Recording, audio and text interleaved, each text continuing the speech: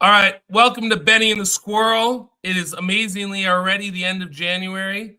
I'm lucky today to have my buddy Mike Green here, got the squirrel here, and we've solved the three-body problem of podcasts. Mike is in New York, it's 2 p.m. there, it's 11 p.m. here in Dubai, and it's 6 a.m. Thank you, Rupert, for waking up early.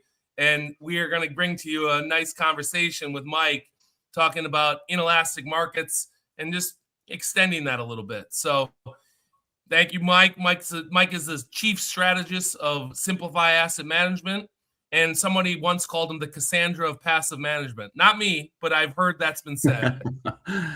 Let's remind everyone, though, that Cassandra's curse was being right and nobody listens. So, well, my curse is that I optimize for being right, not making money often. So I'm with you, buddy. Yeah, sometimes I do that as well.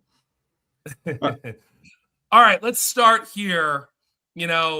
And I remember the first time I ever came across your name was this XIV trade, and it was maybe on not Macro Voices, but Raul Powell's thing, and you were talking about it, and this was an all-timer trade. So it's an interesting thing to start with, because this is what I understand from you. You told me it was the genesis of how you went down this journey. Yeah, so when I first started doing the work that I've done on the impact of passive investing, the most important thing to understand is there is no such thing as a passive investor, right? At the end of the day, the definition of a passive investor is somebody who always holds. They never buy, they never sell, and as a result, they can't get into the market, they can't get out of the market. It's an interesting thought exercise that can't exist in the real world. And so what it actually turns out that it is it's a large systematic allocation strategy that simply says, did you give me cash? If so, then buy. Did you ask for cash? If so, then sell. And when I began to realize the implications of this for the broader equity markets, I started searching around for opportunities to express this in markets where there was even more systematic penetration. And I realized fairly quickly that one of those markets was the XIV, which was an inverse VIX product. That meant that it tracked negative 100% of the movement of the VIX index. It also had a feature to it that had a positive carry component to it, because volatility tends to be elevated in forward space relative to the current level. And so it had two sources of return, right? Falling VIX, and it also had the shape of the curve that created carry. As a systematic strategy, it had to rebalance itself every single day to reflect the size of the move that occurred in the VIX. And so this created a couple of interesting features. One is you knew exactly what they had to do in terms of transactions, given the size of the fund and any form of predicted price change. The second thing that was really interesting about it was that because it's an inverse product, all that has to happen is the VIX has to double. Really, the UX futures is what it referenced. The UX futures had to double in order to cause it to go to zero. In fact, it was even easier than that, because there was a force majeure clause built into the offering document that specified on an 85% one-day decline, it would be liquidated. And so it actually became very easy to calculate what type of move was required for this to occur. In the 2015, 2016, 2017 time period, shorting volatility via the XIV became very popular. You may remember there were articles. It became the shoeshine boy trade, didn't it? I lost some money doing it. Just to be fair, for full disclosure, I did lose some money doing it. All right. Well, I actually had traded XIV profitably from the long side, effectively replicating the strategy using options on the UX futures. But as I began to really dig into this impact of systematic strategy and the size that this had become, what I discovered was basically the same thing that that Paul Tudor Jones discovered in 1987 when he looked at the portfolio insurance trades, that the size of them had become so large that they were dominating the underlying trading and the activity. In specific terms, the XIV complex, the related funds associated with it, represented about 70% of the average daily volume of the UX futures. And this was in a time period in which the UX futures were exhibiting extraordinarily low volatility. You may remember in 2017, the VIX touched as low as 7 at one point. Yeah. Oh. And so to create a doubling in a low VIX is actually quite easy. All you have to do is have a move in the S&P of sufficient size. That also took on interesting characteristics in which we are seeing echoes in the S&P today. in which the VIX itself, the UX futures, had taken on a much higher than historical beta to the S&P 500 because this had become such a popular trade. And so it actually became remarkably easy. You can do the math. We were running a 22 beta on the UX futures to the S&P. It's usually about 5, by the way. We're running a 22 beta on the UX futures. That means in order to surpass that 85% threshold, you needed to have a 4% decline in the S&P 500. And actually, that type of outsized move is fairly common. It's roughly a 95% probability over any 2-year period. And we recognized that this was actually creating a very different distribution than was priced into the derivatives on the XIV. Actually, the derivatives were expressed against a product called SVXY. And they'd made the mistake of listing 2-year options on this thing. So what I recognized was that, that decline of 4% was a high probability event, and it was being priced at basically 0 probability in terms of the price of the XIV itself. That allowed me to take a risk limited trade that I could also hold for an extended period of time without worrying about being short something like the XIV, which a lot of people got carried out on. Yeah.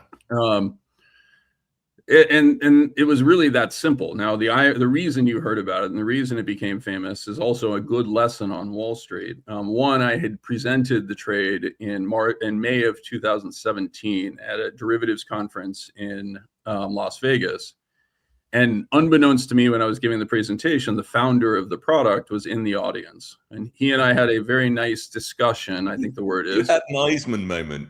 Yeah, I had a Steve Eisman moment in which, he predicted that, one, he claimed I didn't understand the product. And 2, he claimed that it would survive a crash of 87. And I said, no, I think it's going to go to 0 on a 4% decline in the S&P.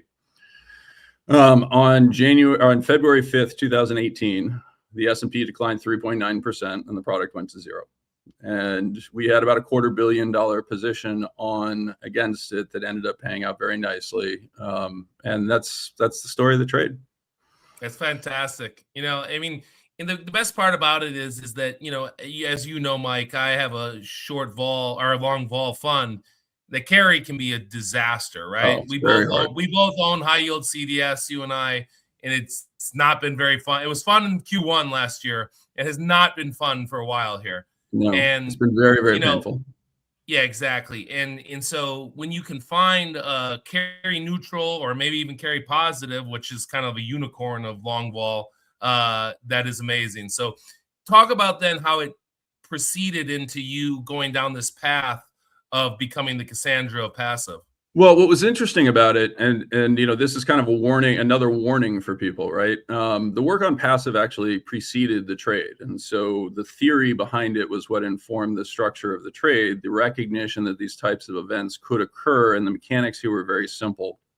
My analysis on passive investing in 2016 was tied to a paper that was released by a partner at AQR, Lasse Peterson, absolutely brilliant individual, who highlighted what I would describe as an error in the assumptions on Bill Sharpe's, who won the Nobel Prize for his work on the Sharpe ratio.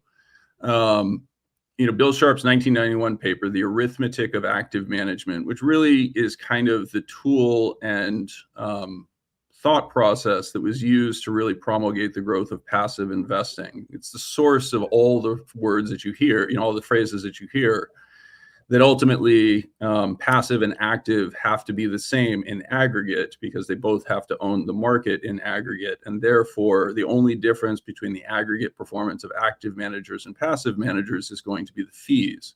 Since passive charges lower fees, they will outperform over time.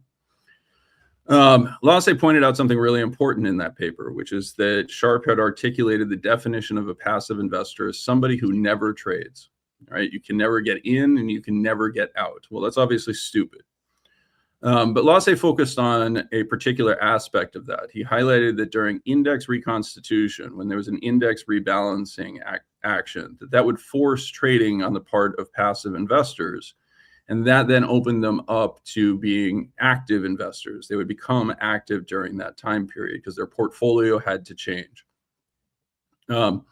his observation was that created an opportunity for active managers to compete directly with passive. And it actually is very interesting that it has become the single largest hedge fund strategy, index arbitrage.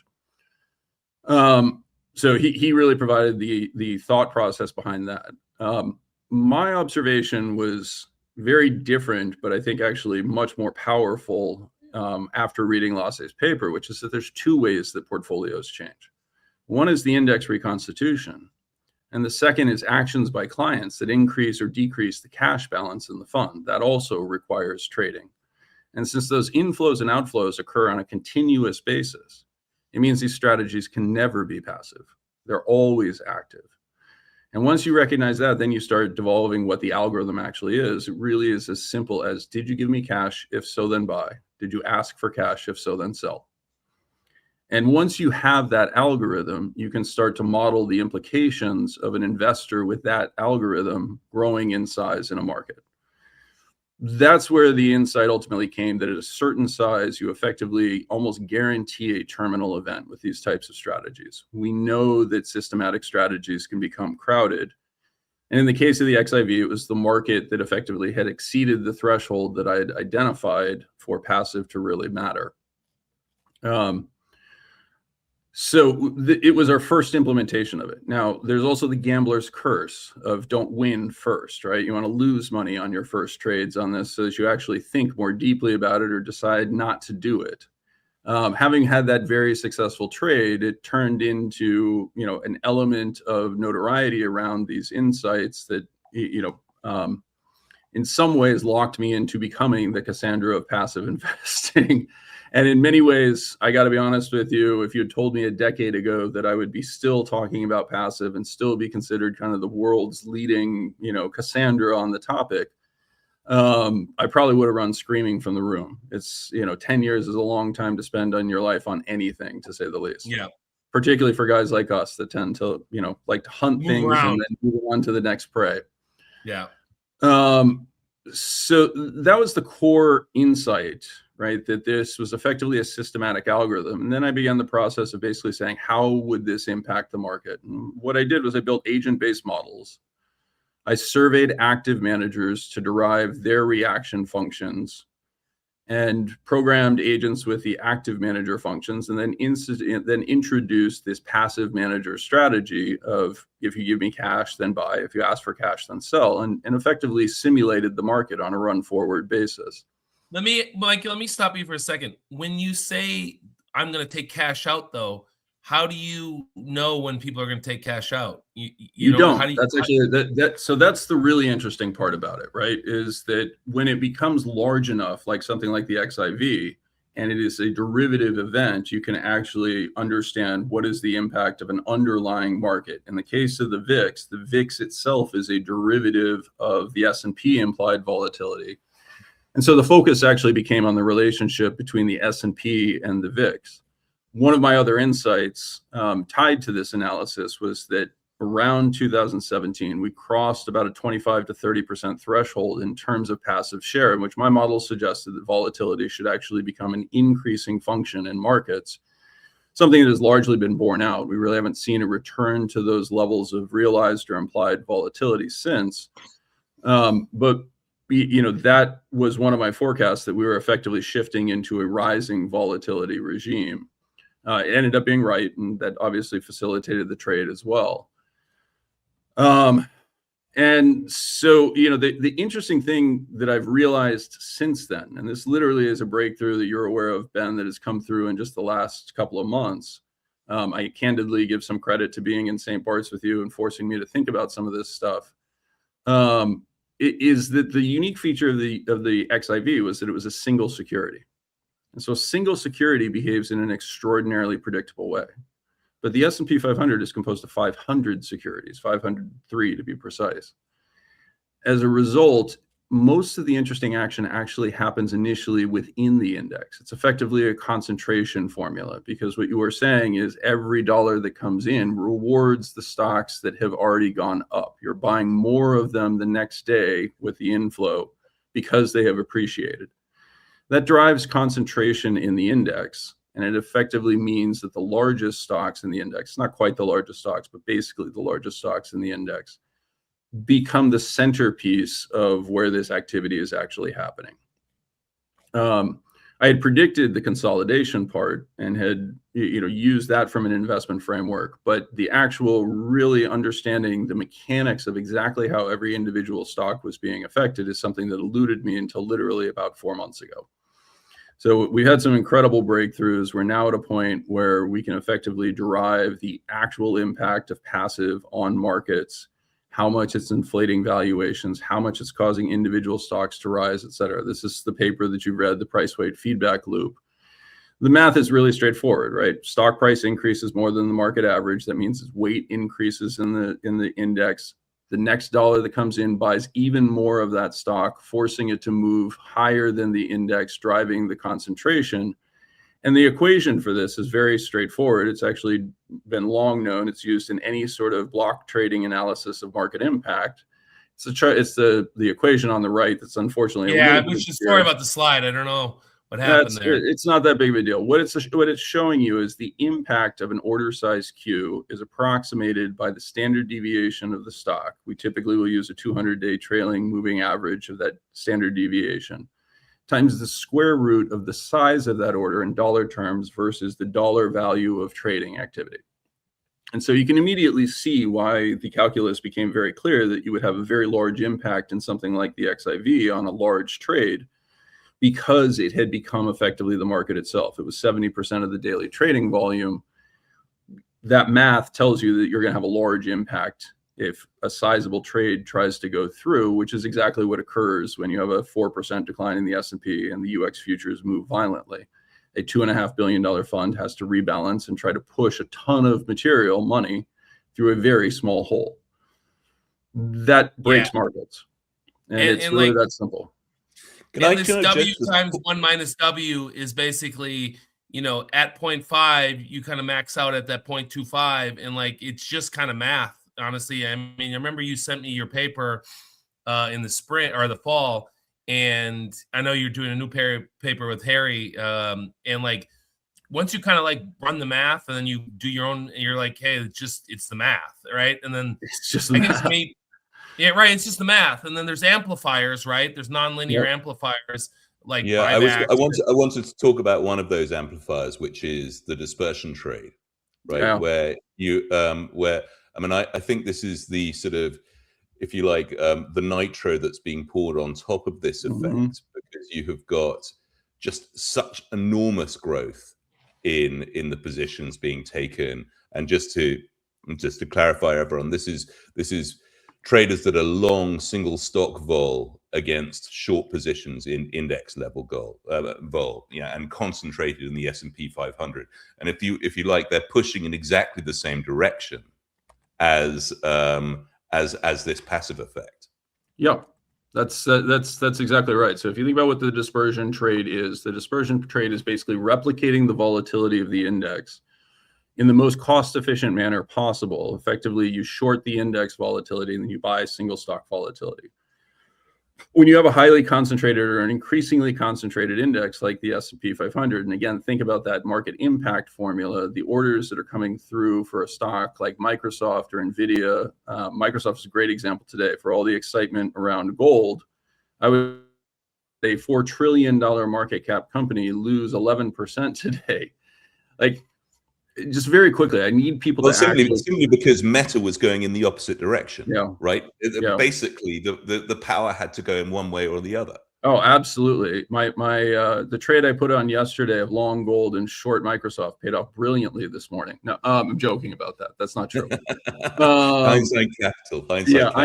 Hindsight capital. It did until it didn't, right? Until gold put that little dirt nap in. Yeah, well, that I had already traded against myself and reversed my position before that occurred. Hindsight capital is wonderful. It's really a really high return business. Best returns out there, better than the Renaissance Fund. It can actually be somewhat closely matched by data mining back tests that also benefit from the hindsight, right?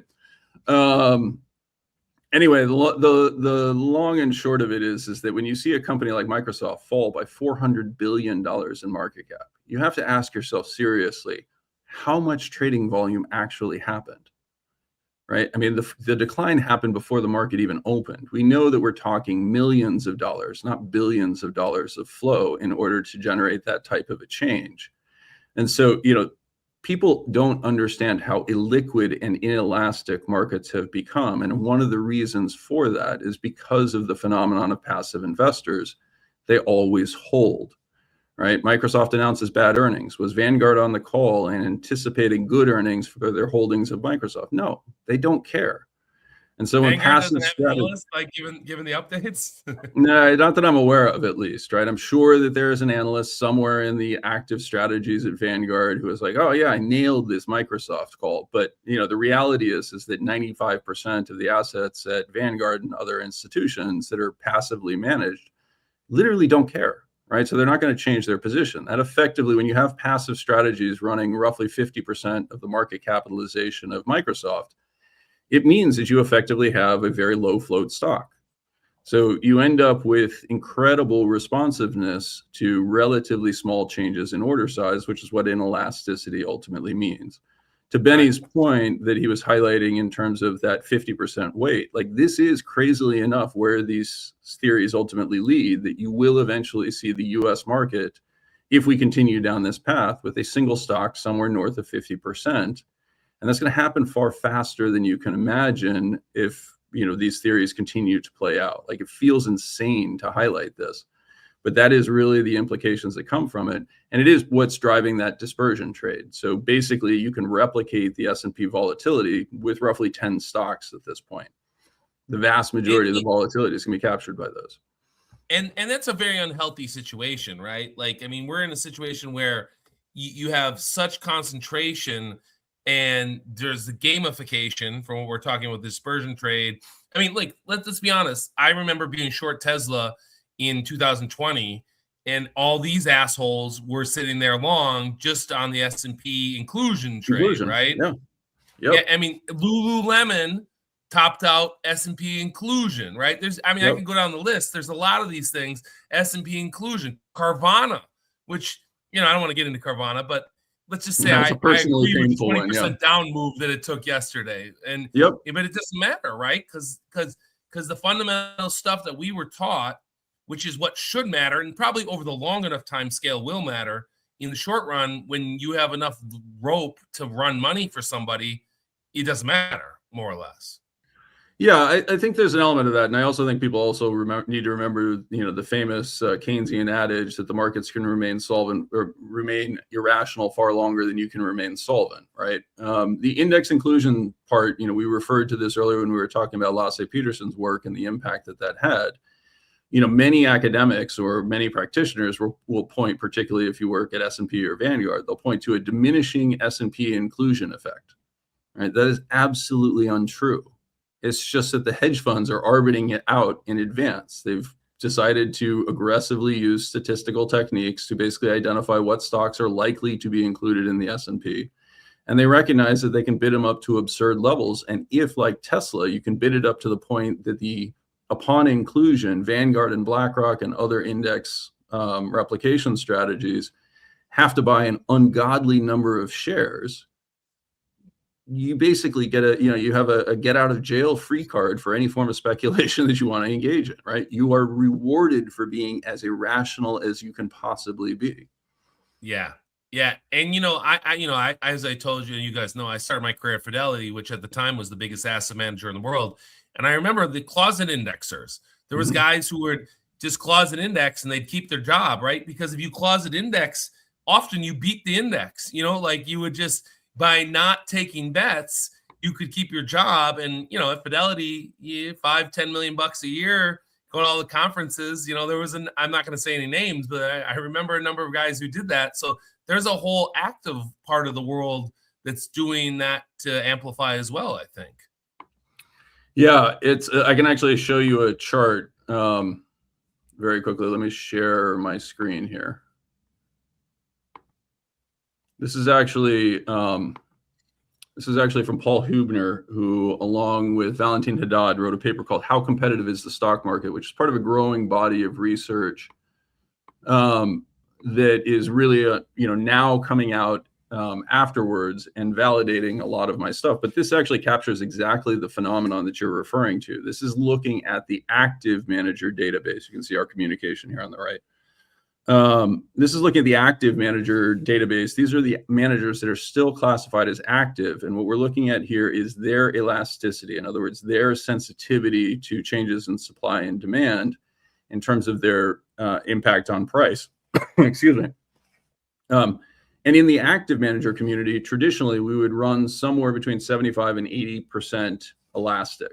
You would expect that because active managers tend to do the analysis on what a stock is worth and then evaluate the price relative to it. That contributes to a mean reversion strategy, which is a high elasticity strategy.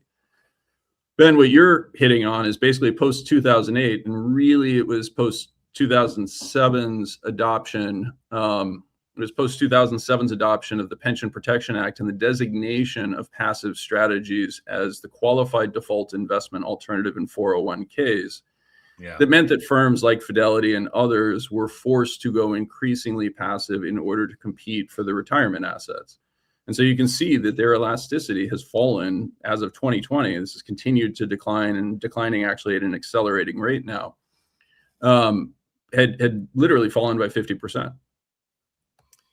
So, Mike, let's go to just define, as we talk about elasticity a lot, not everybody likes to read academic papers, but I think there's been, you had this idea a long time ago, which is why I wanted to start with the XIV, and you've done the work, and now you're getting supported by the academic community, Gabay and Kojin and the Frenchman, JP Bouchard, let's just talk about when you talk about what an inelastic market is, just define that for us real quick. Sure. So elasticity in the economic sense means changes in supply and demand to changes in price.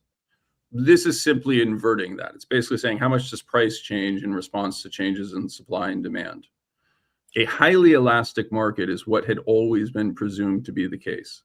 And so this is the efficient market hypothesis actually specifies that the market has nearly unitary elasticity, meaning it can accommodate an almost unbelievable amount of change in volume or supply with very minimal impact on price. This is at the core of the idea behind the efficient market hypothesis, that markets are ultimately somewhat random walk and only lightly steered in the direction of individual expressions by people putting money to work. Excuse me, by people putting money to work or taking money out of the market. The actual specification, as you kind of capture here in a quote of, I think it was on another slide, you actually show the practitioner's perception of it, which roughly matches with the EMH. I had it here, and then I put the extra paper. So I gave the Frenchman a little love, and you don't have that anymore. I apologize. Yeah, all right. Well, so you used to have a quote basically saying that most practitioners think there's very little change for a buy and a sell. The market impact analysis that was done by JP Bouchard, which we've had since roughly 2012, contradicts that strongly. It was presumed that markets would revert to that very quickly. That's actually the core of Valentin Haddad's paper, How Competitive is the Stock Market? And the answer is not very.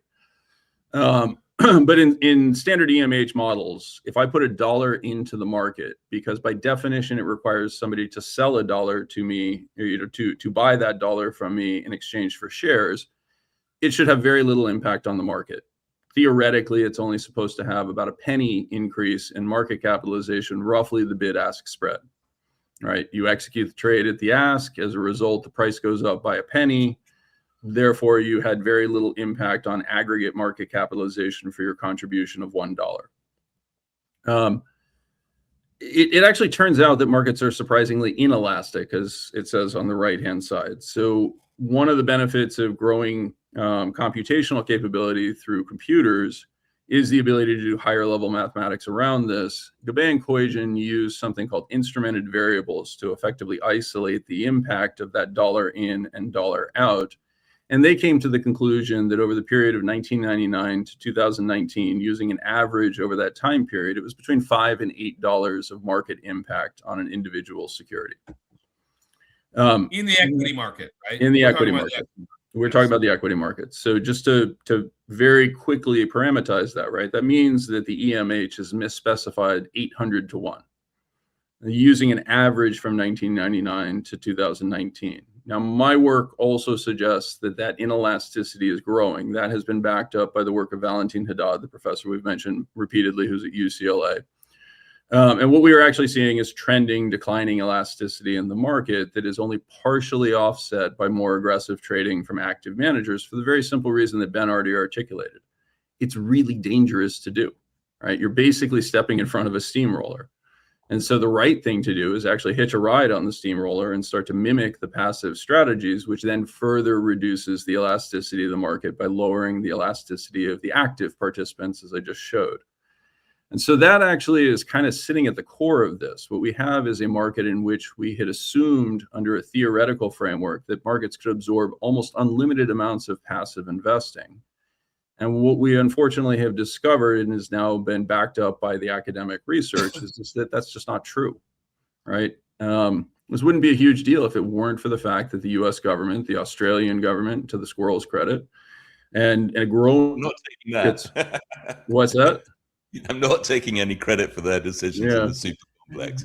No, but this unfortunately has become what has played out in market after market around the world. I'd highlight Korea as a really good example of one that actually has a high degree of passive concentration, because when people buy Korea, they don't buy individual securities, they simply buy the index. And so you actually are seeing these types of impacts in markets around the world. It's exacerbated by the size that we're trying to trade. If we try to reallocate from the S&P to the Korean market, you're talking about going from a $70 trillion market to a $2 trillion market. Yeah, and look what happened this year. And look what happened this year as a result of that. I mean, and that is exactly what has happened. And, you know, if you think about it, I remember being in grad school over 2 decades ago, and they taught us, because that was in the early days of passive, they're like, hey, this is a great idea, but here's the thing. The larger it gets, the more inefficient, ironically, the market will become, because, you know, you take the limit L'Hopital rule math, that if it's 100% passive, that there's going to be no one who's, you know, we laughed about the Vanguard guy, but there's going to be no one who's actually paying attention to anything. So you'll get more and more inefficiency in essence. Yeah, well, what you actually, so ironically, the emergence of the theories of inelasticity helps to explain other features that sometimes confuse people and lead people to believe that markets are becoming more efficient. One of those examples are things like post-earnings announcement drift, right? So a company reports its earnings, its price rises in response to that, and then it continues to rise for a period of time. The rationale behind that is basically an information diffusion, right? People aren't entirely certain what to do with the earnings, but they see the price moving higher. They interpret it that everybody else thinks those earnings are great. Therefore, they should own the stock, causing the price to drift. As a market becomes more passively dominated, that actually ceases to matter nearly as much, because what you actually end up with is the largest market participant. Once the price has changed, they're like, oh yeah, that's the right price. Right? We accept that price. And so they will buy in proportion to that market capitalization, roughly causing the stock to begin behaving just like every other security. There's no attempt to say, oh, that's too big of a move, let's hold off on buying it or anything else.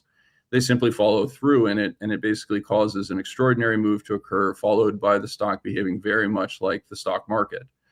And that's interpreted as a form of efficiency, right? The information is absorbed immediately. And it's an efficiency that is being exploited by the hyper-financialized management teams. You know, ultimately, presenting the optics of a quarter is more important than the quarter itself. Because once you can trigger the flywheel in a certain direction, you know, good news for those RSUs. You have discovered the dirty little secret, which is I am certainly not the first person to have figured this out, or even the first practitioner to figure this out. I would suggest Elon Musk figured this out long ago.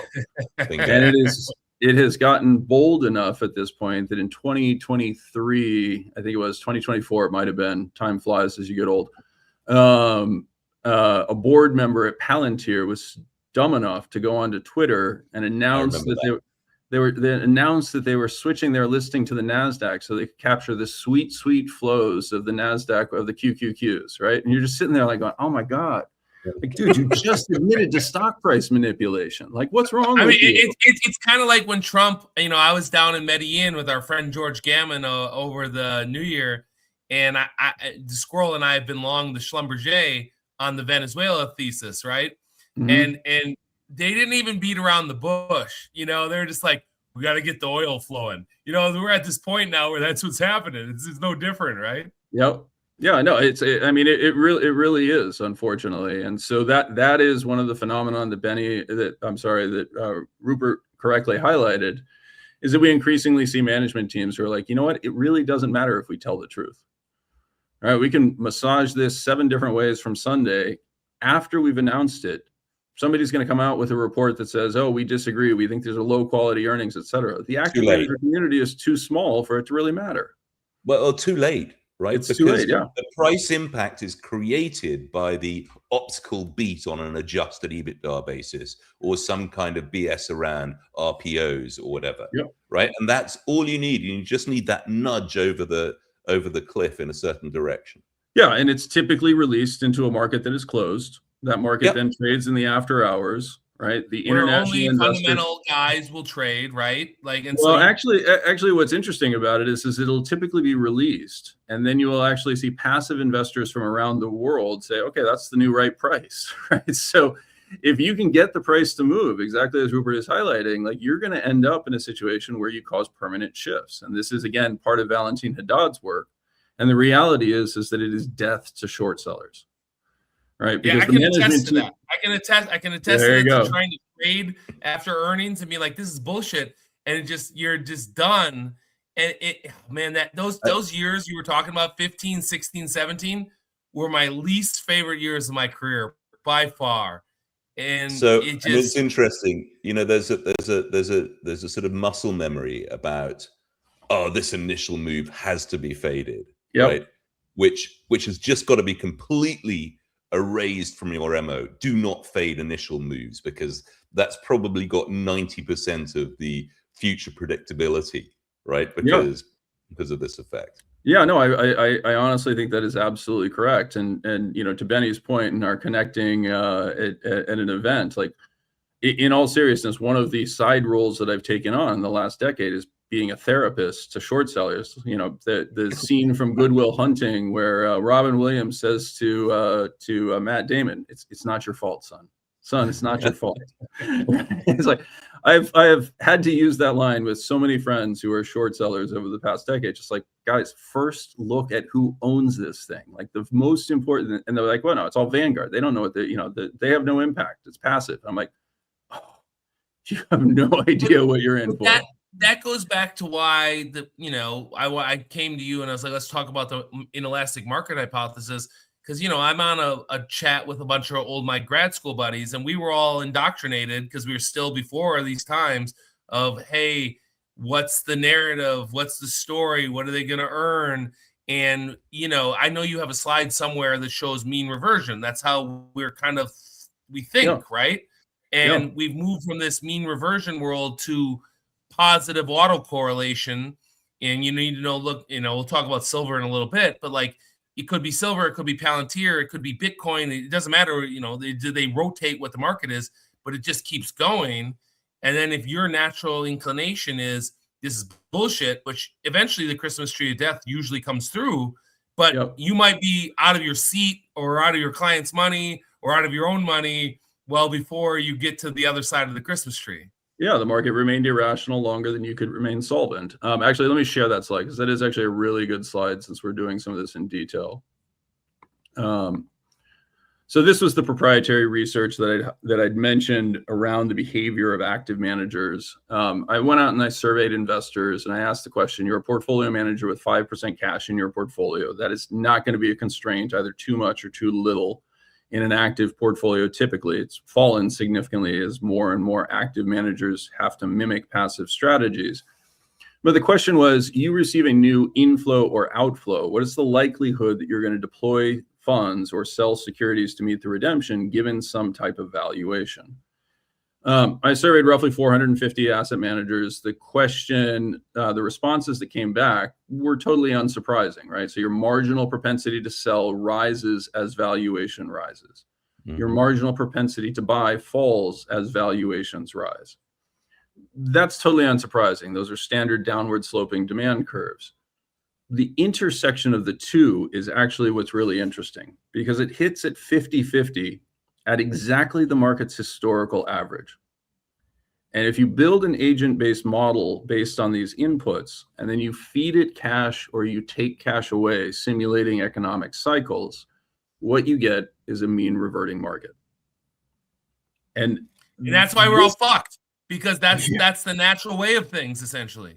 It is absolutely the natural way if you analyze the fundamentals first, right? If you are that's what I mean. Yeah, that's what I mean. And so the question then becomes, what happens when you introduce passive? Well, again, the right way to think about passive is not as an actual passive investor, but as somebody with 100% propensity to buy or sell on flows. And so as they grow in share, what's actually happening is you're shifting that market away from that historical mean reversion towards a level at which you actually experience much greater propensity to buy or sell. Flows become much more important, and the market effectively starts rising in valuation as passive share grows. It's really that simple, right? We've removed the filter of valuation.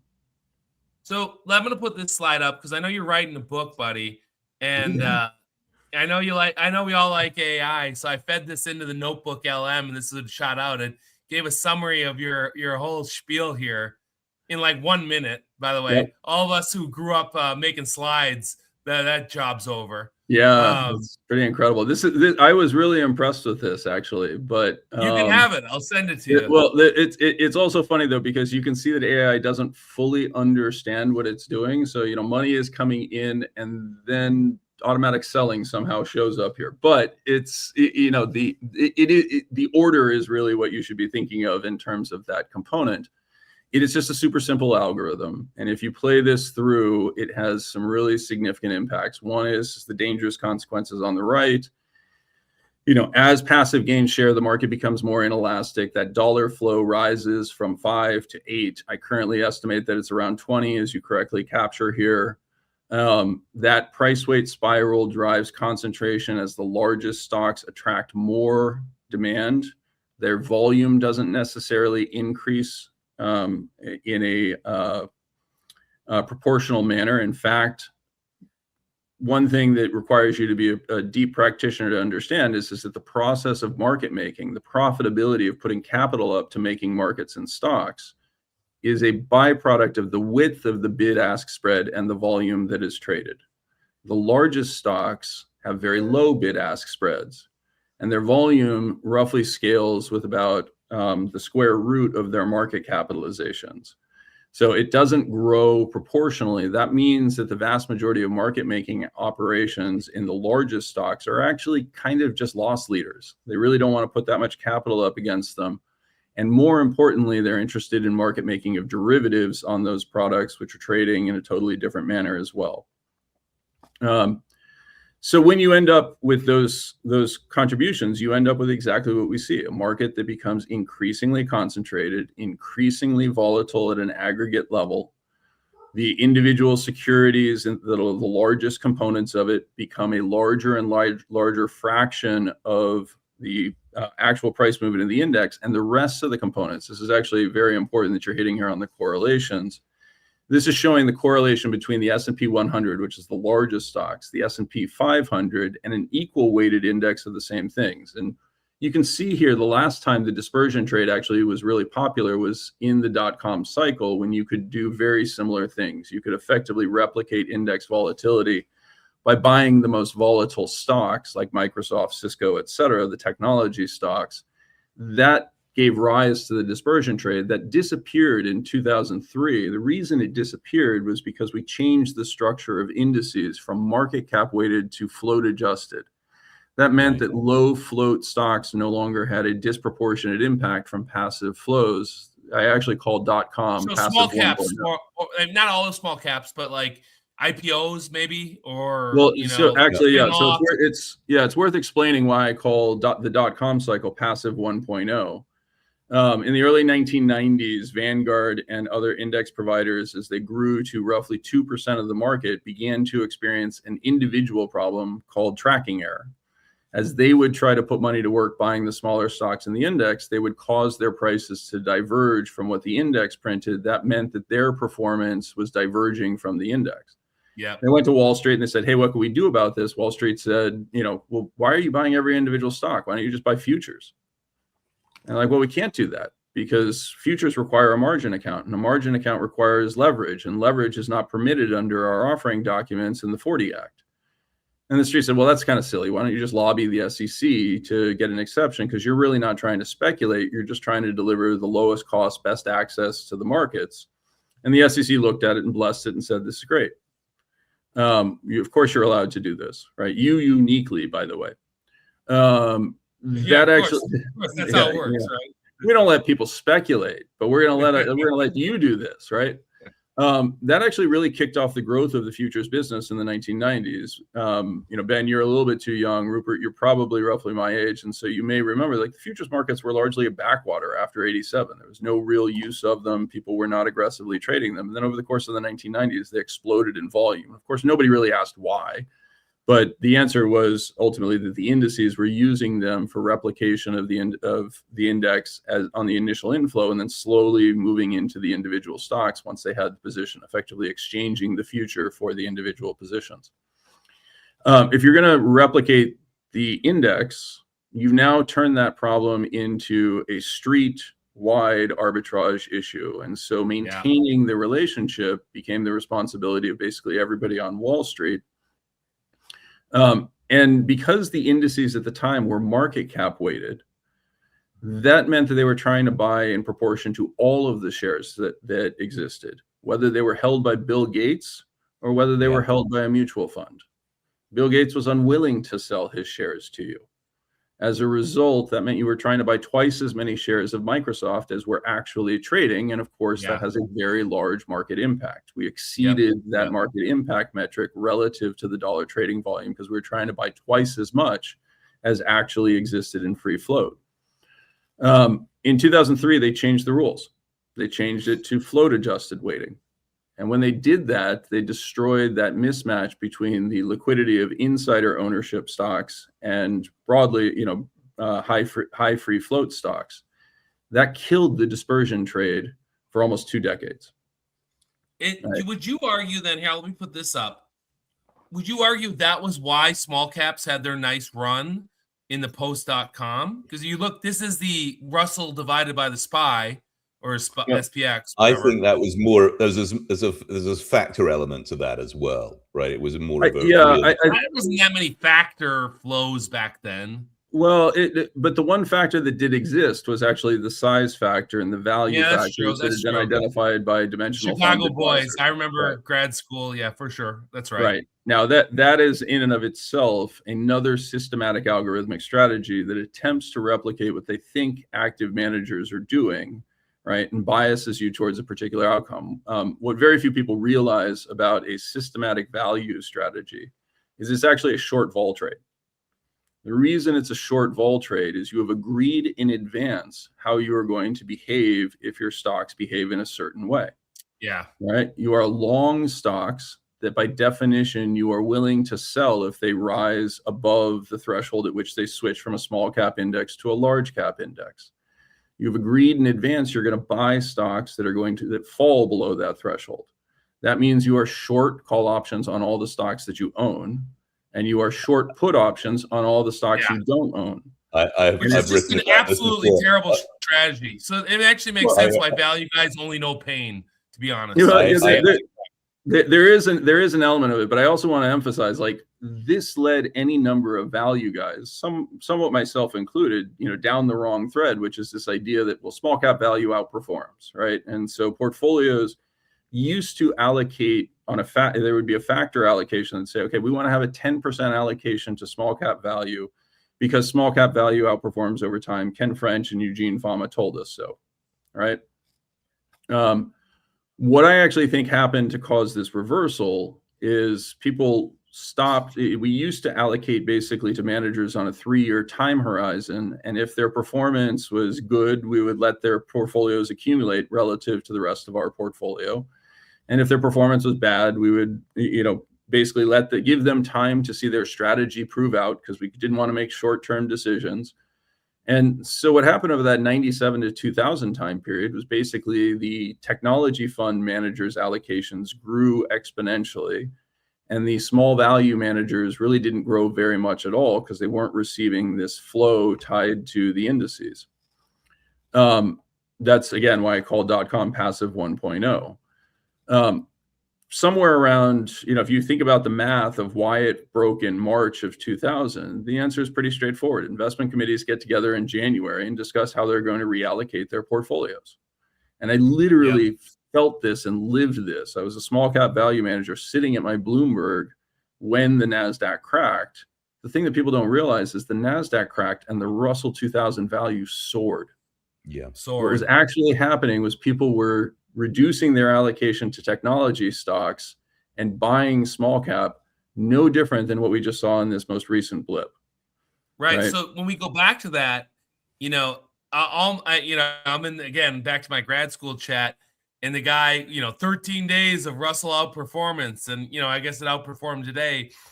It's just beginning, right? Like, so there's this narrative that it's going to come back. It looks like it's still in a downtrend to me, as I see it. It's like, there's volatility around these things, but is this the year of small caps, or you think that this is just we reallocated some money? So there's another really interesting feature to this. If you notice, that trend peaked and began to reverse right around the 2012 to 2014 time period. That is another government regulation at work. So in 2012, under lobbying from Vanguard and other participants, the SEC changed it was not the SEC, it was the Department of Labor, changed the specified qualified default investment alternative from balanced funds, which in many cases were managed actively. So they would have an allocation to equities, they would have an allocation to bonds. What type of allocation to equities, kind of up to the manager, right? They would try to pick individual securities. They changed the qualified default investment alternative, what you are defaulted into when you participate in a 401k. You can actively choose to change that, but something like 95% of participants never change their allocations once they've been opted into these programs. And we switched it to target date funds. Target date funds typically will allocate to a total market index, which presumes that the rebalancing into small caps is already happening. So there is no longer a rebalancing feature, except for the occasional discretionary asset manager or allocator who says, wow, I'm really going to listen to Cliff Asness, and small caps are really cheap, or value is really cheap relative to large caps. When those flows try to go in, right, when you try to reallocate, you get an inelastic market phenomenon, which causes those stocks to rise relative to the benchmark. But, to be overly crude, once they've shot their wad, like, there's nothing left. And I mean, look, the last 3 days we've seen small caps kind of start, the big dogs got off the mat. I was laughing. I was telling somebody, it was like that Christopher Walken speech where the lion has to remind the hyenas who the king is, Yeah. No, I think that's exactly right. And, so my view is, no, this is not the year for small caps. The only reason it would be the year for small caps is if this happens to be the year that everybody decides that they no longer want to invest passively, and then everything would go down, but small caps would go down less because there's less impact. Can we just talk about back to the major flow point, Mike, which is, traditionally, and I've been a big student of your work over the years. I mean, ultimately, when you talk about this sort of the passive bid to the market, this is coming from 401k flows primarily. So it's an economy story. Yeah, it's 401ks, it's institutions, it's they're all doing it. And then obviously the next thing that we need to talk about is foreigners, right? And that's been a very helpful flow to the market because it's been a fantastic one-way bet for 10 to 15 years, and everyone's been running it without breaks right now. ultimately, then there's a third leg to the stool, which is financialization and share buybacks. Yep. Right now, it strikes me that there are question marks about all three of those sort of consta flows, if you like, right now. And I just wanted to get an update on where you handicap all of the three of them. Yeah, so I mean, it's a super interesting point, right? So on the 401ks, the primary driver there is 401k penetration and adoption. We've gone from about 20% participation in 401ks to today we're about 65% of employees in the United States are 401k participants. That means that like you can't grow that much again, right? Just mathematically, you're limited to 100%. And so there is a limit that is ultimately there. There's also an outflow associated with those, though, which is just simply the demographic retirements. Yeah. Now, this actually has, interestingly enough, been a passive passive share gain driver, because if you think about somebody who is older, who had a 401k that was instituted in the early 2000s, they were in actively managed mutual funds. And part of what's really happening with the outflow of the active manager mutual funds is that you're watching the baby boomers retire. All right, so they're finally selling. Ben's earlier point is that, you know, how many of those mutual funds were basically playing the same game with higher fees, right? Yeah, I mean, that's part of what I was showing. I mean, the quick answer is a lot of them, right? Because they recognized that if they deviated significantly from the benchmark, that created risk. If you underperform the benchmark by 50 basis points, nobody's going to notice. If you underperform the benchmark by 200 basis points, nobody's going to forgive you. If you underperform it by 1,000 basis points, you're fired, right? So why take the career risk, right? The business is ultimately about asset management. That means you need to have assets to manage before you start thinking about how I'm going to manage them. And so people behave with, you know, self-preservation in mind. It's, you know, in some ways terrible, and it's probably an instinct that Ben and I both lack. But the simple reality is that, you know, you don't do it. And so why take the risk?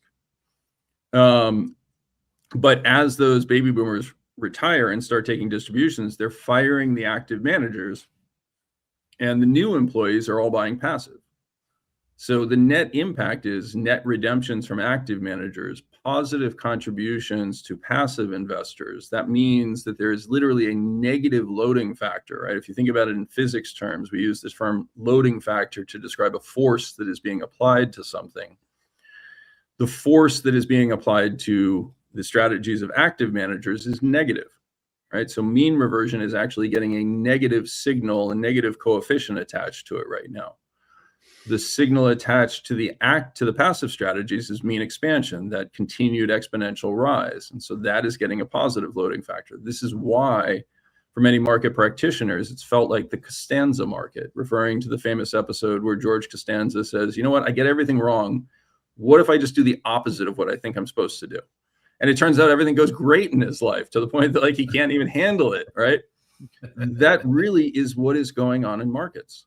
Right, you are being rewarded for being basically as stupid as you possibly can be in the traditional manager sense, because you have a negative loading factor on your individual strategy, right? So like it's what I describe as the active manager killing machine, and it's doing a really good job. And so let's shift a little, because Captain Convexity Dredge wanted me to push you a little bit and think this framework outside of just equities. And, you know, I think about, you know, I'll bring this up, post GFC, right? Before the GFC, the Fed's balance sheet was a nothing burger. It was basically an accounting, you know, like we got to have a little bit of reserves. Then it became this persistent balance sheet expansion, and the BOJ started before. And was this the original passive bid? And does this framework actually expand beyond equities? Like, does this bonds, you know, when we think about other markets, essentially? Gold. Yeah, well, so the quick answer is I don't think it's identical, but I understand the analogy that is being made. When you have something like the Bank of Japan continually buying, or you have quantitative easing in which the Federal Reserve is continually buying types of securities, that is very equivalent to the passive bid. At what price should we buy? I don't care. Whatever the price is, right? You quote me the price. That sort of behavior is going to dampen volatility. It facilitates the reduction of risk associated with quantitative easing strategies. I do want to emphasize a little bit, though, that part of the reason we see these expansions in balance sheets is because really what's actually happening is the central banks are bailing out levered investors, right? Yes. They are basically saying, okay, there is not enough money to meet the existing credit obligations. If we did not provide money to meet the immediate liquidity need, we would create a solvency crisis. Once you shift from a liquidity crisis to a solvency crisis, it takes on totally different characteristics. You can think about it in a personal sense, right? I can be very tight on my bills, right? That's a liquidity crisis. The minute I tip over into personal bankruptcy, I become a persona non grata to the credit markets for 7 years, right? That's a solvency event. Right. But so there's the central bank buying, but there's also the regulatory part, right? Like everyone, let's go back to that period again, the 2015 to 17 period, and Europeans were making sure that people had to buy a certain amount of bonds at zero negative yield, right? Yep. And so that is, in essence, kind of like what you've talked about of some of these regulatory changes in the passive as well, right? There are a lot of similarities to it. Again, that's one of the reasons why I emphasize that, like, I'm not actually opposed to a systematic algorithmic strategy, right? Like, I want to be really, really clear on that. I actually have no problem with people choosing to invest in the S&P 500. I have a huge problem with government directing people to invest in the S&P 500, right? That has unforeseen consequences, as virtually all government activity does, including taking all the retirement assets of the United States, workers, and basically directing it to major multinationals who are increasingly shifting the jobs out of the United States and into the rest of the world, while continuing to sell products to Americans that they have accumulated extraordinary market power through consolidation that we have no longer opposed through antitrust activity. And as a result, the small business market is deprived of capital and presented with impossible competition to beat, right? The large companies have so much lower cost of capital and so much equity value and so much cash flow that in many ways is derived from that equity value, including, this is one thing that people really don't understand or rarely understand. When companies grant stock options, they aren't actually granting stock options in the way that you see them on an exchange where it's referencing a secondary share. These are new issue shares. And so they're actually stock warrants. When those stock options are issued and turned into new shares, that generates cash flow for the companies themselves. I believe last year, Microsoft generated nearly $50 billion in cash flow from the sale of options to its own employees. Yeah, it's a good business. Right? I want to get into that business. It's a great business, particularly because those employees look at it like, oh, we got paid $10 billion, right? Or $50 billion.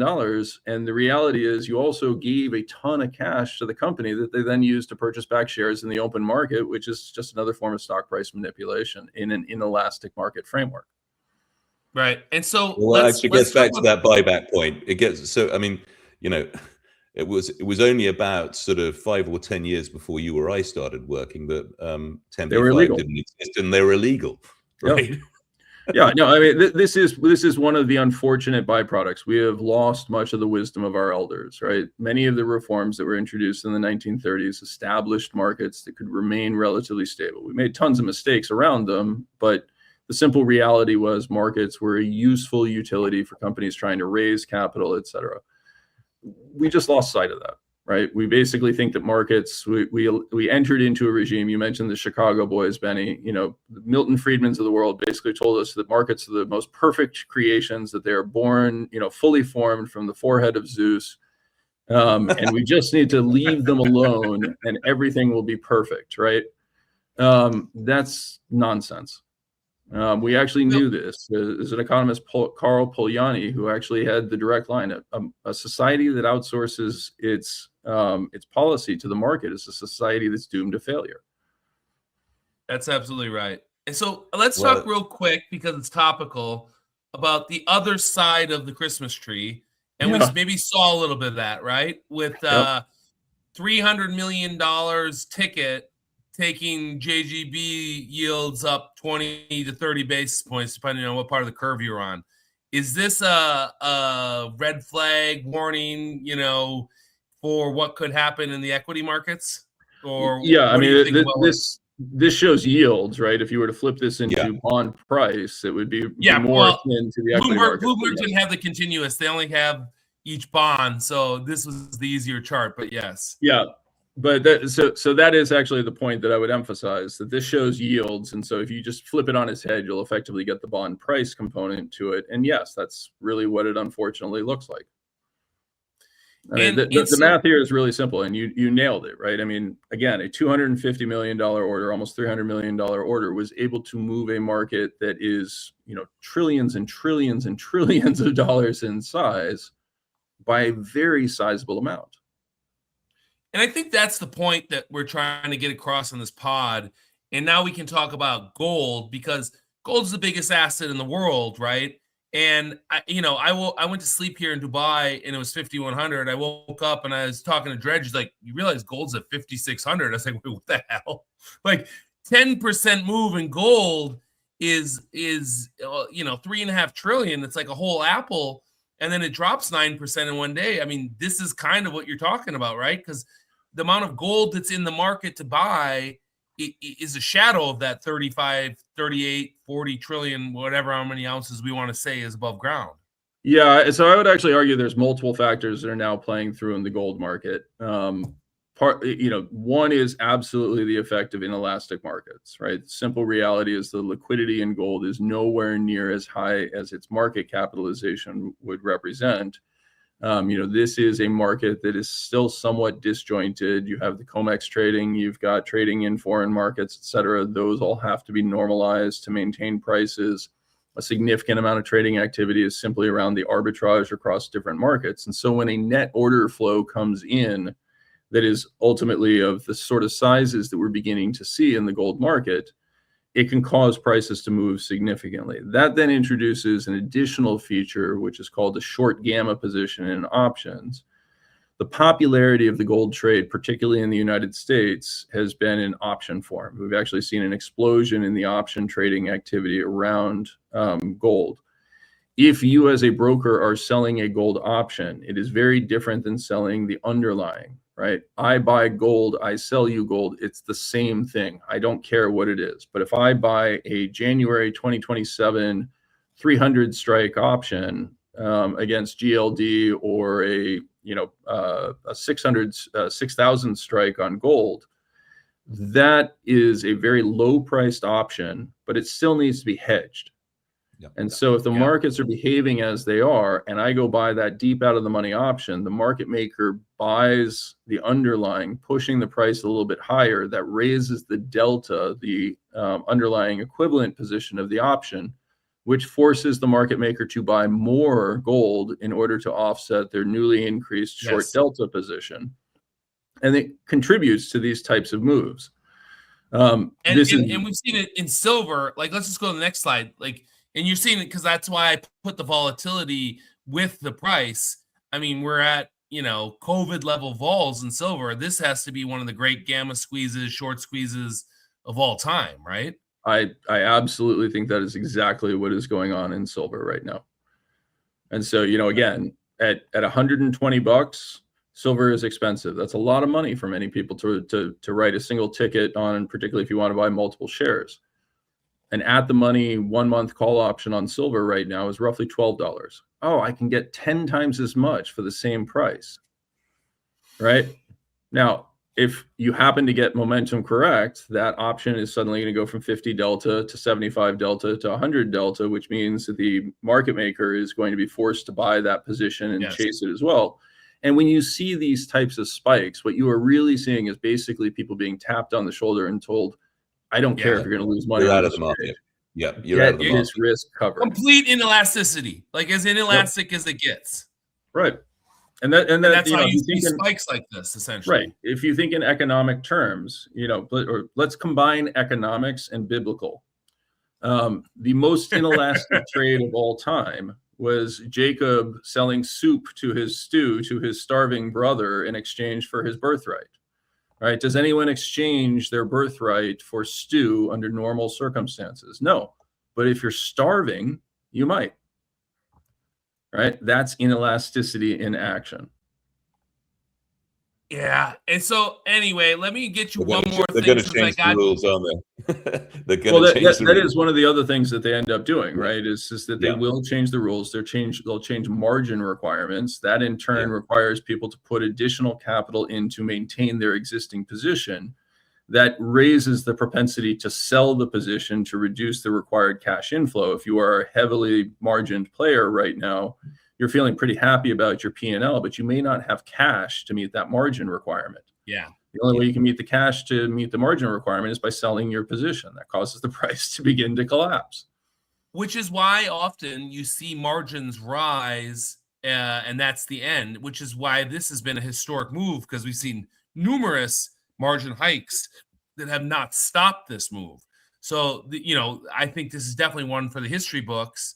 Any way you look at the empirical record, gold to silver, gold vol to silver, and we can do whatever we want. And like, it is truly a unique situation. It's just kind of bow tying what we've been talking about these inelastic markets, basically. And unfortunately, I think, we talked about the financialization and other components to it, the gamification, et cetera. The simple reality is we now have apps on our phones that, shoot off banners when we execute a buy, right? Whether that's a buy of a silver option, or that's a buy of a gold option, or that's a buy of, NVIDIA or AMC or GameStop, right? You have people who are literally able to execute these. And one of the wonderful things about a platform like Robinhood, which obviously I'm referring to there, is that if you look at their options, they don't tell you the implied volatility. Yeah. Right? Oh, really? None of the tools that you and I require to think about whether an option is a good deal or a bad deal is available to a Robinhood investor. It literally just shows the price of the option. Isn't it gross? Look, that's the price, right? Like, that's your PE multiple when you do options, effectively, right? Like, that's your tying to reality of what you're actually paying. And you're like, hey, we're not going to give you the price. We'll give you the that's bad. You're talking like mean reversion matters, Mike. Come on. Yeah, well, that's you are correct. But again, like, if we want to PE of a stock or the implied vol of an option, doesn't matter. Well, but this is actually a warning sign. Like, hopefully there's some people out there that are watching this that are trading on the Robinhood platforms, just to understand this. So everything we just talked about with the gamma squeeze and delta hedging, et cetera, is basically invalidated by an increase in implied volatility. Right? Gamma is actually a metric that includes implied volatility in the denominator. So you are dividing by that implied volatility. If you basically raise implied volatility to infinity, your gamma is zero, right? You would never hedge this option. You literally would just be like, fine, take it. I'll bear all the risk, because the reality is you are so massively overpaying for this thing that I don't actually care. I'm guaranteed to make money. And that is exactly what happened with the GameStop. That is exactly what happened with AMC. We saw implied volatility shoot to, I think it was 850% on GameStop. It's funny because I remember, if you guys remember the fraud that was GSX from the famous guy named Bull Wang, who manipulated that market. And that vol, the option market told you it was a fraud the whole time, because it was at 350 vol the entire time. So the option market was turned off from you. There was no ability, unless you were an idiot, to be involved in those, right? And you maybe were the lucky guy who got it, knowing that Paramount would be what brought Bill Wang down, or CBS, I guess it was at the time. Yeah, I mean, the quick answer is yes. That is a clue that is going on. But I think the even more important component to it is this understanding that there is very little you can actually do to discipline a market that is overvalued. Right? All you can do is short. And we just described the fact that you can't be short. Yeah. Right? So, like, there are no police. Or sell your company options. What's that? Sell your company options. Like, if you're an employee at a company, that those guys might be a little source of supply, but there's not many. Actually, that's so. There's another academic paper by a person I collaborate with relatively frequently, Marco Salmon at Harvard, that actually looks specifically at this. The title of the paper is "Who Sells When Passive Buys?" Right, and the answer, it turns out, is insiders. Yeah. Right. And so what we actually have is a retirement system where we're buying passive strategies, driving the value of individual securities up and making the employees and management teams phenomenally rich. It is not an accident that Elon Musk has become the world's richest man, right? It's not by virtue of his innovation. It is literally largely tied to the behavior of inelastic markets and an environment in which passive funds have to show up and buy. So, Mike, let me ask you one final thing, because we're both poor bastards that own high-yield CDS. How low can we go? Well, look, I mean, there's a couple of things that I think are super interesting about what's happening in high yield right now. There's been a little bit of a reprieve. Part of what caused, the spike in the past couple of months was really some of the investment grade technology companies like Oracle, to a much lesser extent CoreWeave, which is already lowly rated. Yeah, I have that here. Yeah, so basically the narrative emerged. It's a messy chart because of the different axes, but the key point is that suddenly people woke up and recognized that there's going to be a ton of debt issuance by the large technology companies that began to raise their relative pricing, Oracle being the most extreme version. Yeah. And there's been a little bit of a backing away of that. Oracle continues to move higher, I believe.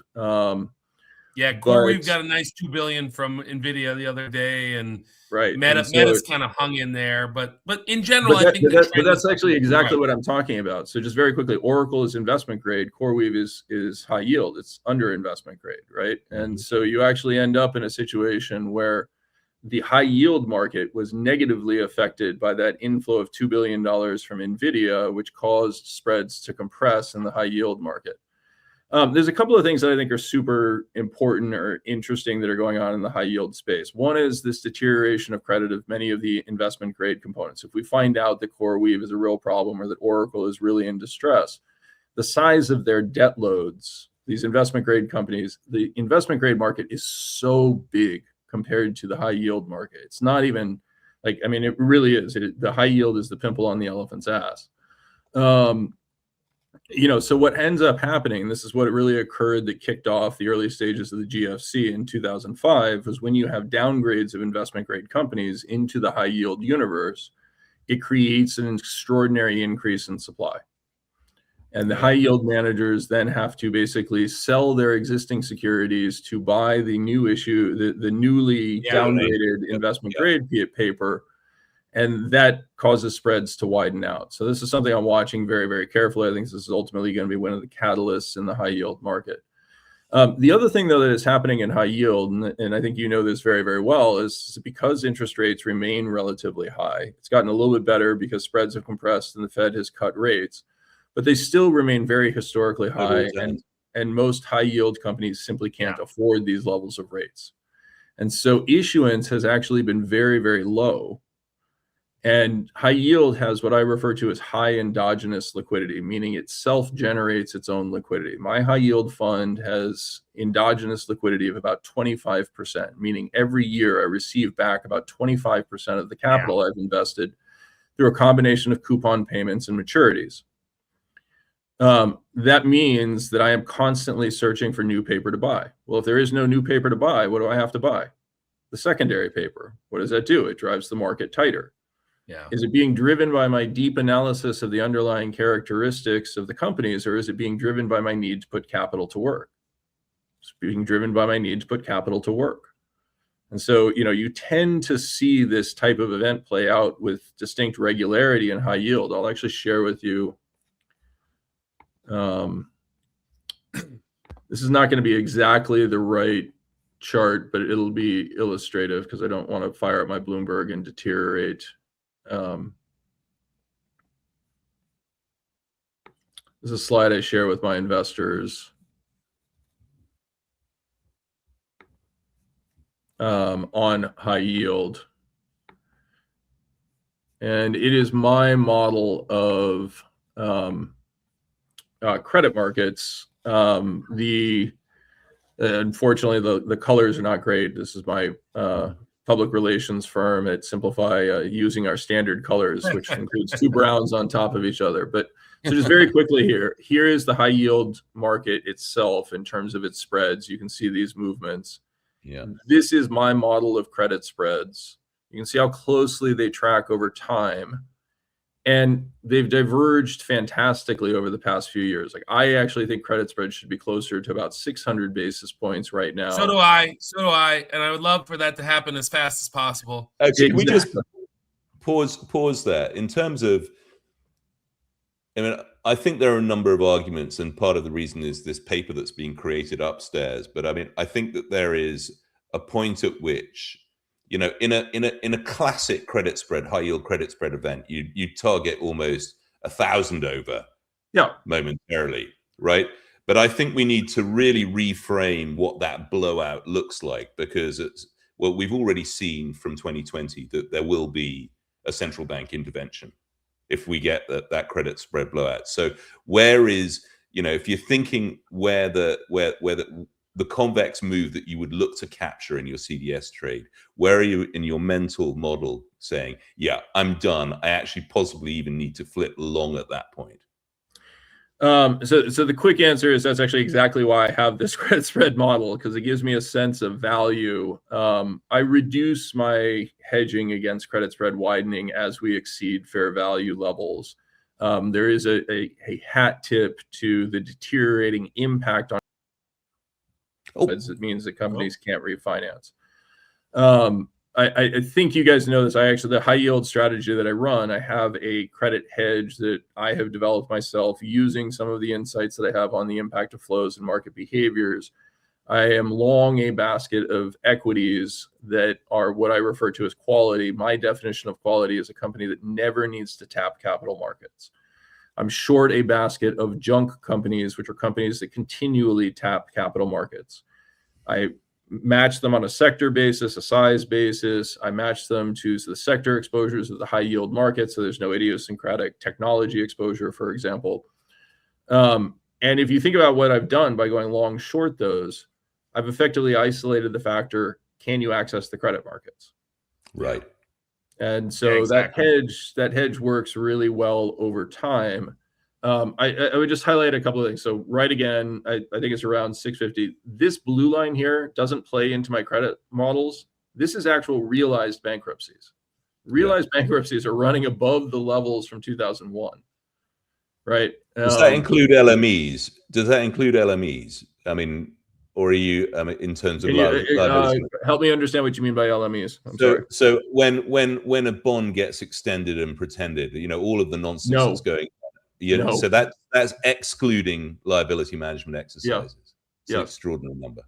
Maybe not part of the problem that I've realized of getting my ass handed to me for the last 8 months in these is that I should have been short Blue Owl and Aries and these guys. And you know, I had a high yield manager tell me this in the spring, that he's like, look, the credit quality of the high yield index is higher than it's been because you don't have, now we're starting to see some LBO paper, but we didn't have LBO paper. And the private credit guys basically did get paid to put their money to work also. And they're taking a lot of the shit that historically old guys like us, and I put myself as old with you guys, would be in this index. And maybe that's one of the issues. Yeah, I don't actually agree with that. That is a narrative. Well, good. I'm happy to hear that. I don't think it's actually supported by the data. You know, what they are doing is effectively explaining why we have not seen a significant quantity of bankruptcies. There is some evidence that observation is correct, but I would argue it's also priced in. And so this chart actually is showing the behavior of publicly traded private credit firms, BDCs, against high yield credit spreads. If you think about a business development corp, which is again a private credit, is a lender to businesses to facilitate the growth of the business. If they're trading below book value, that's signaling distress. Mm-hmm. And you can see how closely high yield spreads historically tracked BDCs.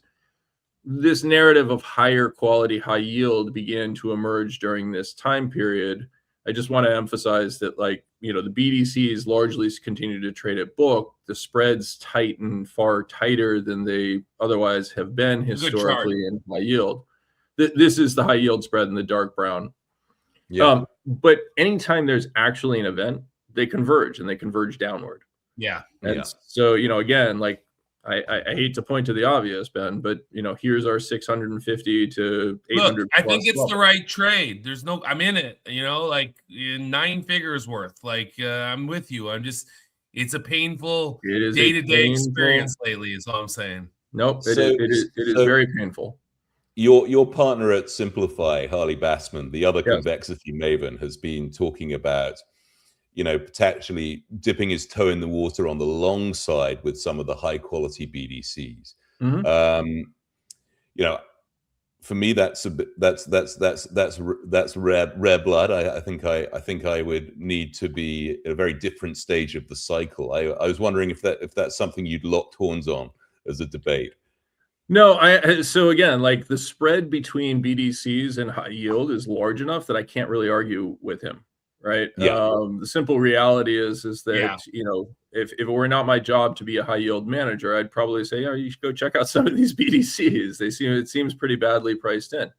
Now, the reality is what Benny was alluding to before, which is the private credit space has received so much capital and so much inflows. There is so much bad behavior, and there's so much mismarking of assets that, candidly, we don't have a clue. Like, we just don't know, right? And there's no transparency, right? We have no see-through to it. And what you're seeing in the private credit space is, very classic signs of true fraud and bad activity, where bonds are marked down from par to zero in a matter of days, right? That's even the intermediaries are getting caught on the dip loans, right? I mean, that used to be the no-brainer in credit, right? That would go through underwriting committee in about 30 seconds flat. You don't lose money on dip loans. This is debtor in possession loans around bankruptcy. You just hadn't seen First Brands yet, Yeah. Well, that I think, actually, and again, like, we alluded to firms like Carvana, et cetera, and I just want to emphasize, in a market in which there is no discipline for the equity price, it becomes very hard to price equity-like instruments like high yield or private credit because they have an equity component to them, right? You aren't actually a highly secured investor in those. You are actually taking fairly significant business risk associated with the potential for default, which is why you're receiving a higher interest rate. And if there's no discipline in the equity markets, how can you expect there to be discipline in the credit markets that have a component of that in them? Again, we saw this in 1999. Credit funds blew themselves up lending money to cable companies and internet service providers, and their rationale was very straightforward. Look at how large the equity stack is against the credit position.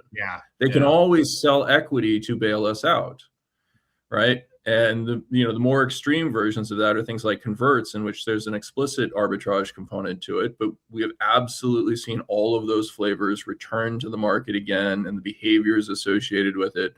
And now, to use the Warren Buffett aphorism, we're just waiting to see who's not wearing a bathing suit when the tide comes back, right? So that's unfortunate. Just hope it's not too long, right? Well, that is, again, Ben, I just want to emphasize, like, markets can remain irrational far longer than you can remain solvent. And, one of the challenges, again, going back to this, like, I actually think that the surge of inflows into the Russell, with everybody saying that, this is the year for the small cap picker and the stock picker, same thing we hear every single year for the past decade. That performance, the Russell is up incredibly, right? Highly levered components of the Russell are up 50 to 80% on average over the last 3 months. So we've seen an extraordinary rally in many of the equity-like components that are linked to the high yield markets. And as a result, the credit spreads had to tighten associated with it. If we are correct that this is not the year for small caps, and that ultimately the big boys are going to reassert themselves and steal the thunder, and we see small caps begin to underperform again, some of that will back off. But anyway, it's all a very long-winded way of saying, at the end of the day, the most important thing that your listeners can take away from this discussion is that market inelasticity is a feature of all markets. It's just a question of how much money you're trying to shove through a small hole at any point in time. And increasingly, the behavior of the market participants, by defining themselves as index investors or passive investors, whether that's in high yield where it's significant, whether that, and by the way, I'll tell you a really funny observation in the high yield market. If you want to buy my hedged, actively managed high yield product at many brokerage firms, you have to sign a waiver of liability, because it is perceived as so much riskier to invest with an active manager than it is to invest into an index. Right. And so, like, it's hedged. It's absurd. It's an extraordinary time to be alive, right? We have been firmly blessed with the Chinese. They've got good control over the gatekeepers. Yeah, they've got very good control over. So I have this with my my mother's based in the UK, and the hoops that I need to jump through to get her eligible on Interactive Brokers to invest in, for example, some of your ETFs at Simplify. Yep. It's almost impossible. It is almost impossible. I think that's exactly right. The only reason I know about that, by the way, like I would never, I don't have to go through a broker to buy my fund. But the simple reality is that you discover when your friends call you and are like, hey, I tried to buy your fund and they want me to sign a waiver of liability. Can you explain why? I'm like, what? What are you talking about? Oh my God. Well, they heard Mike Green was the manager, so they had to yeah, exactly. They're like, oh, that guy. Yeah. No, but I mean, that is unfortunately the reality. This is a distribution business, and John Bogle, the reason that my book is called The Greatest Story Ever Sold is because people forget that they're being marketed. I give the great, story. I actually did an interview with Bob Pisani. He wrote a book called Shut Up and Start Talking.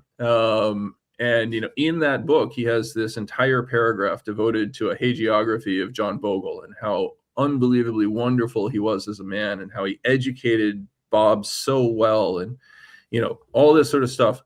And as I asked him about it, and he started waxing poetically about what a wonderful man John Bogle was, and I'm like, okay, so he sold you very well. And he's like, what? I'm like, dude, he was selling. And he's like, no, he wasn't. I'm like, he was selling so well that you didn't even know he was selling. And like, that's really the underlying story. Like, we have created a narrative that basically says passive investing is passive, right? It got a great moniker to it. And so everybody is perfectly happy to sit alongside the working minds in finance and take advantage of their insights without paying for their services. And yes, I'm the first person to acknowledge in many ways we have historically and probably will continue to be overpaid for a variety of reasons. But the reality is that we have removed thoughtfulness from the markets, and as a result, they are increasingly subject to extraordinary swings and extraordinary bubble-like behavior. The dynamics of passive investing flow across commodities. We're actually seeing that impact now as money flows into commodity funds that, by definition, have to buy in proportion to the commodity markets. The size of those flows relative to the size of many of these markets is way too large for them to accommodate. We first saw this in 2005, which kicked off a huge component of the commodity boom that ended so badly. And we're watching it happen again in many ways. And so, the key difference this time, I would argue, is that some of these commodities we actually are short this time. Yeah, but it's not a bubble if I'm bullish commodities, Mike. Yes, not a bubble. That's absolutely true. Well, I have been bullish. I have been bullish certain commodities for a period of time, including gold. That has actually worked out reasonably well. But the simple reality is all we're watching. We're not watching insight. We're not watching the market tell us that inflation is going to resurge. It could if policy forces actions that require another bailout. But the simple reality is we're just watching money move in increasingly inelastic markets. And prices are moving a lot. And we are doing what human beings have done since time immemorial. We are constructing narratives as to why we're observing phenomena. Thank you. Absolutely. Yeah. And so let's finish with this, because we've gone a long time. Mike, you have a great Substack. And, I promised you we wouldn't go into your recent foray into becoming a social scientist. But, when I think about your papers lately, and then I think about your passive, is it fair to say, your interest in work is looking at system failures and trying to identify it and let people know?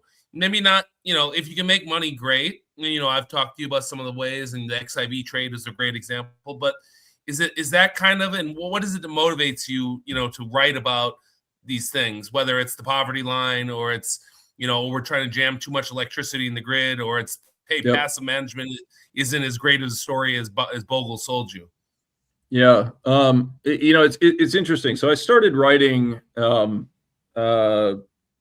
2006. I opened the New York office for Canyon Partners, a large multi-strat hedge fund. And one of the requirements was we did like a weekly summary. And I actually found it to be very therapeutic. It was very good to effectively journal in terms of what was going on through my head, what I was thinking about, et cetera. It takes away a lot of the risk that you can, be like, well, I remember how I traded that, or I thought this, et cetera. You often find that you're way off. And sometimes when you're really right, you're right for the wrong reasons, right? I mean, I will let you, I could actually dig into the XIV trade even deeper to explain the real reasons why it happened on the day that it happened. But it ultimately doesn't really matter in many situations. Like, it's the classic, you're going to die. Absolutely 100% accurate forecast. You're going to die from a shark attack. Why would you lower the probability of your forecast by adding an additional criteria to it, right? It's just, you're going to die of old age. Yes, that's higher probability than shark attack, but it's narrower probability than you're going to die. So if you can figure out that you can get paid on the bet that you're going to die, it doesn't really matter why.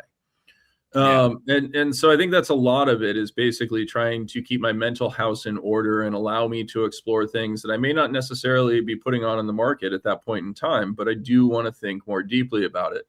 The point that you raised about the systems is absolutely correct. So I was very fortunate early in my career to get the opportunity to work with Jay Forrester at MIT, who is one of the originators of what's called systems dynamics or systems thinking. So that's where a lot of the work in agent-based modeling, et cetera, comes from.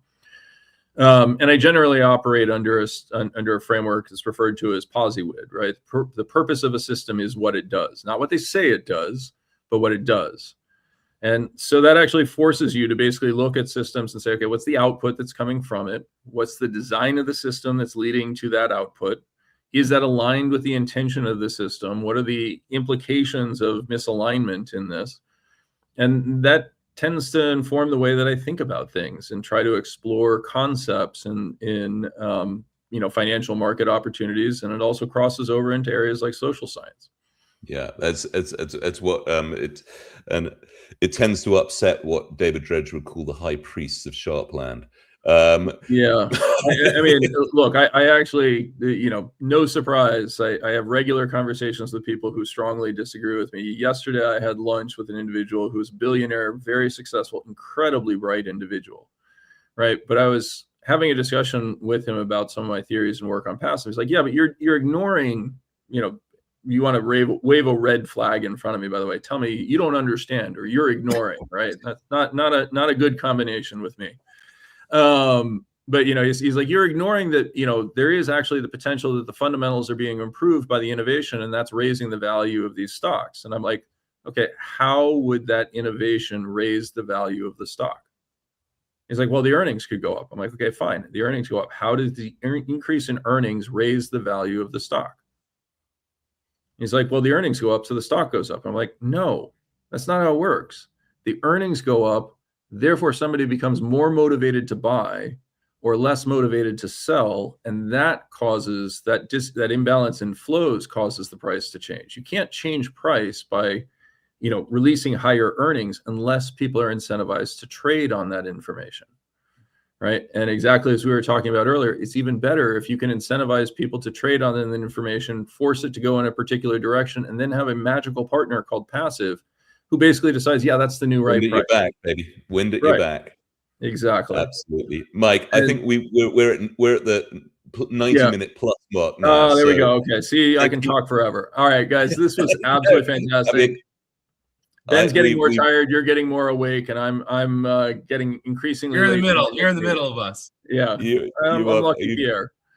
You've got it.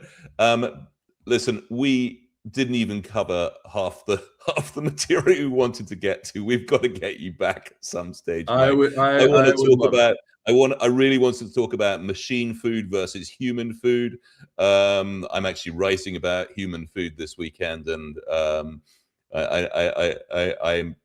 you know, a bit of work to do there. But thank you, Mike. Really appreciate you joining the show. I think everybody knows where to find you, but why don't you just give a quick summary? Yeah, I mean, the easiest place to find my work is at Simplify, www.simplify.us, where you can find the various funds that we have launched. You can also find me on Twitter. I'm at ProfPlum99.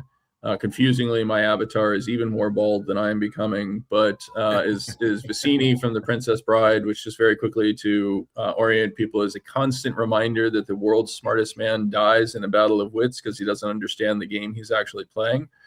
Inconceivable. Inconceivable, exactly. But the really key point there is the way you die is you express certainty when you're playing a game you don't actually know the rules to. And so that is a constant reminder to myself to maintain some humility, which I understand doesn't necessarily come across in the way that I speak. And then if you are interested in my longer form thoughts, kind of the organizing of the attic and the stuff that's rattling around in my head, you can check out my Substack, www.yesIgiveafig.com, or on yesIgiveafig at Substack. Fantastic. Mike, thanks so much. Brilliant conversation. Thank you very much. Thank you for having me. Thanks, buddy. Appreciate it. I'm glad we got the 3-body problem solved. All right, yeah, boys. it is incredible. I don't think we could have done a bigger spread of the world than we've just pulled off on this podcast. This is pretty wide. It definitely is. Inelastic time zones. Let's end it with a yes. Twice a year.